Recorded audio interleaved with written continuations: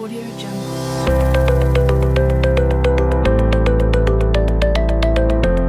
Good afternoon, everyone, and all protocols duly observed. We have been talking about different areas of application of mechatronics. I just want to pick one of it and talk about it, and that is application of mechatronics in agriculture. I call it smart agriculture, and I'll be talking about the potentials and challenges for Nigeria. I have tried to limit my talk to some of the works that we have done before. The works we did on machine vision for wheat density estimation, for sorting and grading of tomato fruits, and then on wheel mobile robot for site-specific crop field management, and smart weather stations. And then I was in the US last October, and we did a work on electric tractor, which I would like to talk about. And then I will conclude. In 2014, there was a mechatronics workshop held in University of Nigeria, and group dynamics were set up, and we carried out a survey, and I would like to report the outcome of that survey. Today, as a way of introduction, products and processes are a lot different from what they used to be a few decades ago. Like everybody have been talking about smartphones, computers, even your TV, your dish in the house. You can stay in your room and turn the dish and a lot of things. And this cuts across all areas of life. I have just mentioned a few of them. Domestic, industry, agriculture, where I will be dwelling, military, mining, search and rescue, and so on and so forth. Modern products and processes are now being designed and developed with multidisciplinary mindset to include more and more integration, robustness, sophistication, intelligence, feedback, and control. And that's what we mean by mechatronics. This is where computer, control, electronics, mechanical elements, and systems are all integrated in making products and processes. I don't need to keep on repeating mecha and tronics. Everybody has been saying that. And in this kind of new products and processes, the mechanical functions are essentially replaced by the electronic ones. And this results in more flexibility, easy redesign, reprogramming, and the ability to carry out automated data collection and reporting. Because I'm talking about application of mechatronics in smart agriculture, I want to just tell us about the various stages of mechanization in agriculture. The first stage was the hand tool technology, where we use the OZ cutlasses and hand tools of all sorts. And then the draft animal technology, where we couple different types of implements to animals to power them, both for mobile field operations and for stationary applications. Then we have the mechanical power technology or the engine power technology, where we have tractors and all sorts of internal combustion engine powered implements. Now where we are is what we call smart agriculture or precision agriculture. And I want to tell you what that means. Smart agriculture involves artificial intelligence, information and communication technology, automation, robotics, electronics, of course, mechatronics. I have tried to define what I mean by precision agriculture or smart agriculture as the use of different kinds of information and communication technologies such as satellite, GPS, GIS, sensors, electronic systems, computer, camera, and so on, in observing, measuring, and analyzing variations within agricultural fields and animals. When the dean was talking the other time, he made mention that in irrigation, a portion, you might have a whole plot, one portion may need water, the next portion might not need water. In precision agriculture, we have sensors that are able to detect all of this, and you don't have to apply water in the whole farm, wasting your resources and your time. When these variabilities are measured, analyzed, we use the information gained for decision making through control of soil, water, farm inputs like fertilizer, water, and so on, microclimate, environment, machines and machine-related parameters for optimum and sustainable production of crop and animals. There is another term you need to know about, and that's what we call the site-specific crop field management. It is interchangeably used with precision agriculture or smart agriculture, but each practice specifically involves the division of the field into spatial small patches so that there will be no room for misapplication of farm inputs. Traditionally, when our farmers plant crops, after some days they go back to check whether they have sprouted. Maybe after 1 week or 2 weeks they go back to check whether grasses have started growing, and they move from one portion of the farm to another. But this time around, that activity is called scouting. They are scouting and they are trying to manage the farm in small portions. That is called site-specific management. We in Mechatronics are trying to develop intelligent systems that can replace humans in doing the scouting, observing, decision-making, and control. In observing, measuring, and responding to inter- and intra-field variabilities, I think that's what I have just talked about. We, in University of Nigeria, Nsukka, we have been doing some work on machine vision, and one of it centered on detection and quantification of weed, and being able to automatically decide whether herbicide should be applied or not, and in what quantity. But before I go into that, there are several other areas that machine vision has been applied. This is not all, but it is applied to weed detection and control, disease monitoring and control, intelligent harvesting, sorting and grading of fruits and vegetables and other farm products, monitoring, mapping, and so on. We all know that weeds compete with plants for light, water, space, and soil nutrients. So we are concerned with developing autonomous robots that can do the scouting, that can detect weed in a density that is threatening to the plant, and that can send a signal to a mobile machine that will move to apply herbicide and apply it in the right quantity and in the right place and at the right time. Machine vision,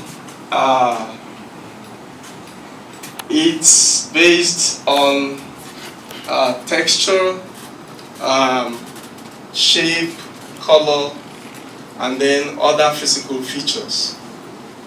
You may want to develop your algorithm based on color detection or based on shape detection. We talk about the edges and other important features, or based on shape.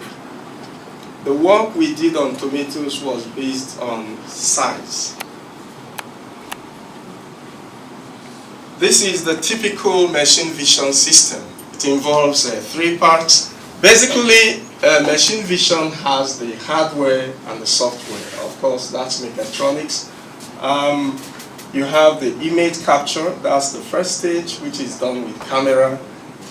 You must be able to select the right type of camera with the right capacity and functions and control qualities. Then the next stage is image processing. The image captures are processed in either a computer or a standalone processing unit. And then lastly, the processed image is classified, and then the system is able to determine whether is it a weed or is it a crop. Is the tomato a big size one, a medium size one, or a small size one? That's what we call classification. It can be applied in other spheres. If you are using a machine vision to detect intruders into a farm, the system is able to know when it is a human and when it is an animal, and apply the appropriate control measures. We can further expand that those three parts into the following parts: image acquisition. So after that capture, pre-processing, segmentation, and feature extraction happen in the processing, and then you have classification. For the work we did for weed detection, we used the camera to, we had a size of farm, cassava farm.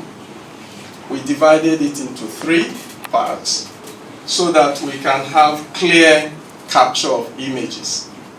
And then we used the mobile phones to do the capture. And then we captured the images at 2 different times. When the thing was planted, a few days after it was planted, when weeds had not grown, then we waited until weeds grew some weeks later, and we went to do capture again. And all those images captured were done with the mobile camera. They were transferred to the computer via the USB cord, and then all of this happened in the processing algorithm, which was developed in MATLAB.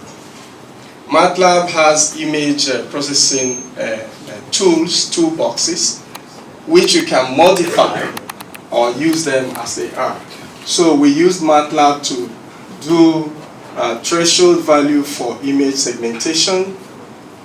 We did feature extraction, and we were able to classify and determine that it was a weed and not cassava. And we were able to quantify the density of the weed. Now, we also used a machine vision system to do sorting and grading of tomatoes. Manual sorting by human operators, in which the operators individually check the fruit quality by means of visual inspection, is usually tedious, time-consuming, and may be affected by individual human factors and experience. So we tried to develop an automatic tomato sorting algorithm using image processing technique in MATLAB.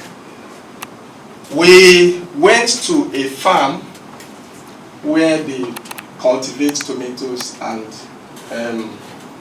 bought from the source. And then usually they fill baskets or fill basins and you pay. And inside that basin, there are big ones, there are small ones, and there are other sizes.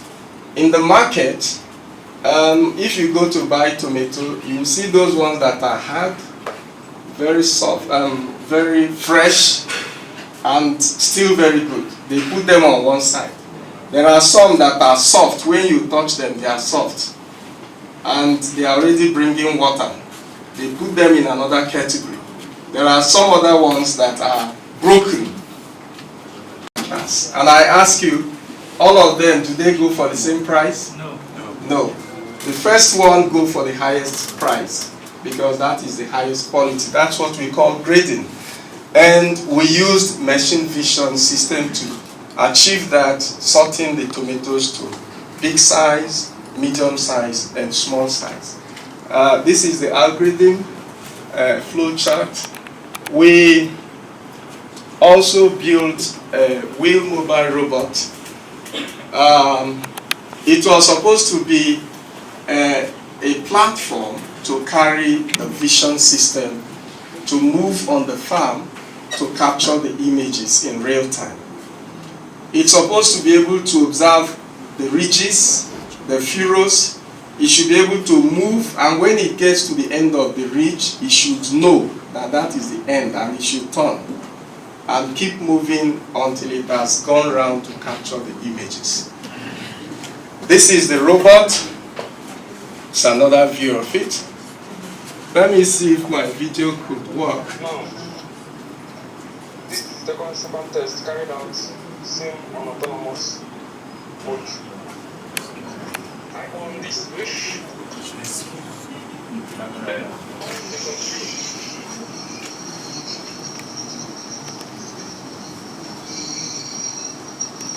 It identifies the end of the ridge.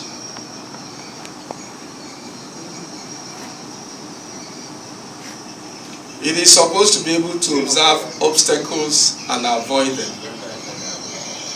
It will not enter. It's intelligent. Watch what happens. This is just a pilot scheme. Our research group, which is based at the National Center for Basic Space Research and Development at Nsukka there. When my friend was demonstrating the CNC machine, I was asking Dr. Kennedy whether they have a 3D printer. We have 3D printer, we have this kind of system also in this research center, and they are all functioning very well. So this is the display portion of it. As I said, I was in the US last year, and this is the way their own is. This is a farm, and it is there, it measures a lot of variables. This is the display. This is the solar tractor that we worked on at the US. Farmers, we all know that mechanization has gone through several stages. Nigerian government importing tractors, machines and equipment and all of that. But we have known, or we all know, that an average farmer in sub-Saharan Africa is called a smallholder farmer, cultivating less than 2 hectares. I visited, I think, more than 5 or 7 farms in the US. Most of them are like 5,000 hectares. Do you know what hectare is? 1,000, 100 by 100 meters, that's 10,000 square meters. And an average sub-Saharan African farmer cultivates less than 2. Over there, they are cultivating 5,000 and above. So we found that our farmers are limited by their income level, their economic level, their training, and a lot of things. So we tried to develop this solar recharged electric tractor. That's a 3D drawing. This is the real tractor. And this is me testing it. I hope, can we try the other video whether it will work? Click on this.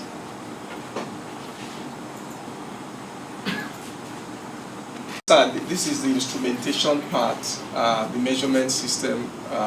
This is for smart agriculture because we felt that an average African farmer is a smallholder, does not have money to buy the big 4-wheel tractor, and we are all trying to talk about the clean environment. So we don't want emissions to the environment, we don't want greenhouse gases. So this is an electric tractor that is solar charged. This is the panel. So our idea is that farmers in a community can have a charging station, a solar panel station, where the tractors will come and charge. People can come and charge their phones, they can come and charge their torchlights and all other things. It will be a charging station and a business center for charging tractors and other things. And then the solar panel is used to power the pump for irrigation, and then the tractor that is also used to power irrigation. And then the tractor, because it has electric power, it can provide the light. So the farmer can connect it to his house and have light in the night and doesn't have to depend on NEPA. So after my time in the US, me and my colleagues wrote a proposal to the National Automobile Design and Development Council in Abuja, and that proposal has expanded into what they now call the Electric Vehicle Pilot Scheme, involving University of Nigeria, UNILAG, Ozoemena and Futo University, Polytechnic in Building Kebbi, and University of Ibadan. There was a meeting of vice chancellors and directors of energy centers on 6th of February at Abuja. I was there. And we are presently discussing on how the Automotive Council will fund projects on electric vehicles and electric tractors for Nigeria. Thank you for listening. Thank you so much.